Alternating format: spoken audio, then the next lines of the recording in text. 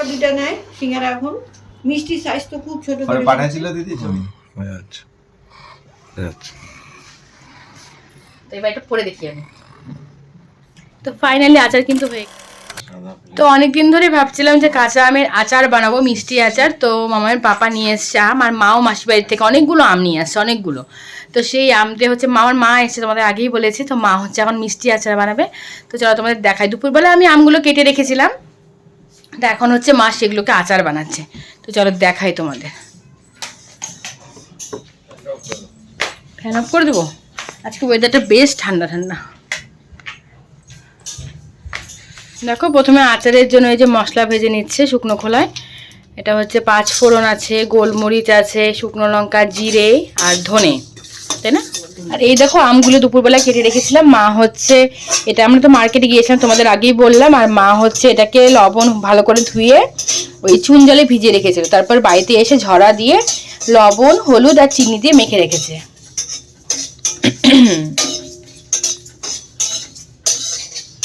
আর এই হলো আখি গুড়, আখি গুড় দিয়ে আচার হবে। অল্প আখি গুঁড়ো দেওয়া হবে, আর বেশিরভাগটা দেওয়া হবে চিনি।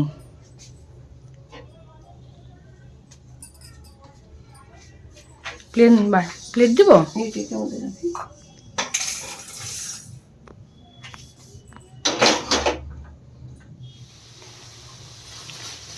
আর গুড়ের মধ্যে যেহেতু নোংরা টোংরা থাকে, অনেক সময় বালি থাকে, সেই কারণে গুড়টা হচ্ছে একটু জলে গুলে নেবে, মানে জাল করে নিয়ে একটু ছেঁকে নেবো গুড়টা, তাহলে হচ্ছে গুড়ের নোংরাগুলো হচ্ছে আটকে যাবে ছাঁকনিতে। আর আচারটাও বালি কিচকিচ হবে না। অল্প একটু জল দিয়ে গুড়টা দিয়ে দিতে হবে। এভাবে নাড়তে নাড়তে গুড়টা একদম গলে যাবে, তারপর ছেঁকে নেওয়া হবে। ছাঁকনি দিয়ে ছাঁকবো তো। দেখো এখানে হচ্ছে গুড়টা আছে, ছেঁকে নিয়েছে গুড়টা। এটা কিন্তু আখি গুড়। আর এদিকে হচ্ছে সোমবার দিছো নাকি? এমনি না, চিনি মাখানো আমটা কড়াইতে এমনি দিয়ে দিল, নাড়াচাড়া করবে। যেহেতু লবণ হলুদ দিয়ে মাখা হয়েছিল সে কারণে না ওই জল উঠে যাবে। তো জলটা কিন্তু আগে শুকাতে হবে, না হলে কেমন মানে টেস্টি হবে না আমটা খেতে, আচারটা খেতে আর কি।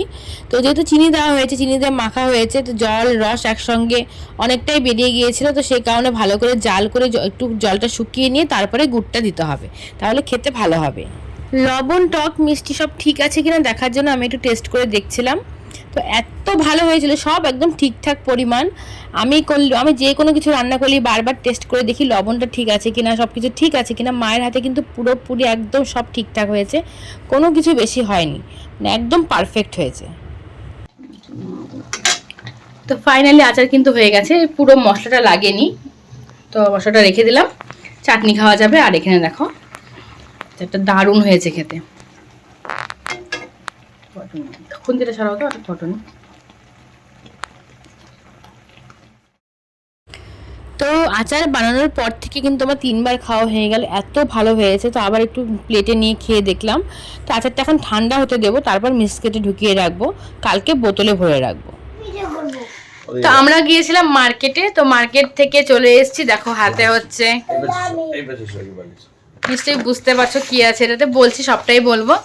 তো মামামের পাপাকে বিয়েতে যে মা গলার হারটা দিয়েছিল, সেটা ও তো বেশি দিন পরেই নি। মামামের পাপা আবার গোল্ড পছন্দ করে না, যার ফলে আমি পড়েছিলাম কিছুদিন। বিয়ের প্রথম আমি পড়েছিলাম, মামাম যখন খুব ছোট, বিয়ের প্রথম না 3-4 বছর অবধি, 3 বছর অবধি পড়েছিলাম বোধহয়।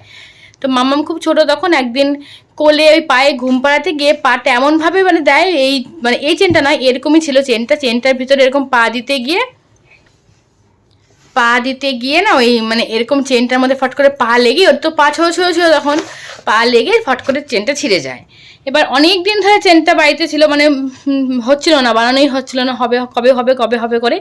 তো ফাইনালি আজকে গিয়েছিলাম এই চেনটাকে হচ্ছে ঠিক করতে। প্রথমে ভেবেছিলাম ঠিক করে নিয়ে আসবো, তো ওখানে গিয়ে ডিসিশনটা চেঞ্জ করে হচ্ছে ভাবি যে একটা নতুনই নিয়ে আসি। কারণ ওটা হচ্ছে প্রথম কথা, চেনের ডিজাইনটা আমার পর খুব একটা পছন্দ ছিল না। আমার ভালো লাগতো, বেশ ভালো লাগতো, কিন্তু ওর পছন্দ ছিল না, পড়তেও চাইতো না ও। তো ওর পছন্দের একটা নেওয়া হলো, তোমাদের সেটাই দেখাবো এখন কি মানে কীরকম ডিজাইন নিয়েছি। তো চলো দেখে নাও তোমরা একটু। তো বলে দিই, প্রথমে সেনকো থেকে নিয়েছি এটা। আমার মানে 90% গয়নাই হচ্ছে সেনকো থেকে নেওয়া, বিয়ের বেশিরভাগ গয়নাই সেনকো থেকে নেওয়া। টান টান। তো তোমাদের আমি ভালো করে ডিজাইনটা পরে দেখিয়ে দেবো, দাঁড়াও। খুব সুন্দর একটা ডিজাইন। প্রথমে ভেবেছিলাম, দেখো আমাকে একটু, প্রথমে ভেবেছিলাম যে মানে আমার বোন জামাইয়ের গলায় একটা চেন আছে, তো সেই চেনটার ডিজাইনটাই নেবো প্রথমে ভেবেছিলাম। ডিজাইনটা খুব পছন্দ আমাদের। তো ওদের ফোন করলাম, ওরা খুব ব্যস্ত ছিল, ফোনটা হয়তো ধরতে পারেনি, সেই কারণে তো সেটা নেওয়া হলো না ডিজাইনটা। মানে ডিজাইনটা মনে মনে একটু বুঝতে পারছিলাম, কিন্তু একদম অ্যাকুরেট ডিজাইনটা না ঠিক মনে নেই। তবে ডিজাইনটা যে খুব সুন্দর সেটুকু মানে মানে মনে ছিল এটুকু, কিন্তু ডিজাইনটা না পেলে কি করে অর্ডার দিই, সেই কারণে আর দেওয়া হলো না। দুজনকে ফোন করলাম, ওদের ফোনটা তো ধরতে পারিনি, যাই হোক কারণবশত। তারপরে হচ্ছে এই একটা ডিজাইন, সেটা আমার ওখানে ভালো লেগেছে, তো তারপরে এই ডিজাইনটাই নিয়ে এলাম।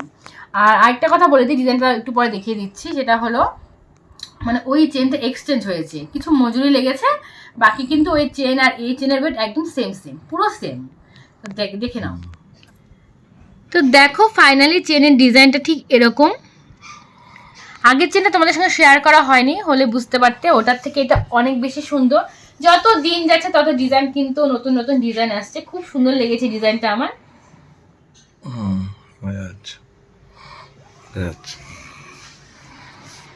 তো এবার এটা পরে দেখি আমি,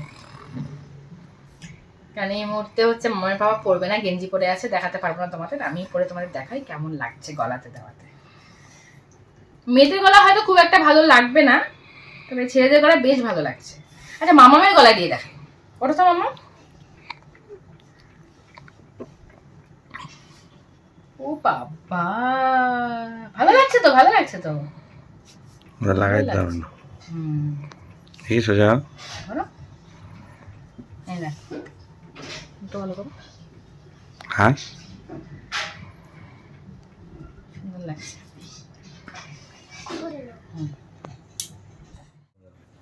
তো বিয়ের সময় যে চেনটা দিয়েছিল মা, সেটার হচ্ছে ওয়েট ছিল 14 পয়েন্ট কত 30 বোধহয় মিলিগ্রাম। এটাও কিন্তু সেমই আছে, 14 পয়েন্ট কত 15 গ্রাম নেই, 14.5 নেই, 14.320 মিলিগ্রাম এরকমই আছে, একদম সেমই আছে। এই কিছু 5-10 মিলিগ্রাম হয়তো কম বেশি আছে, ঠিক মনে নেই আমার।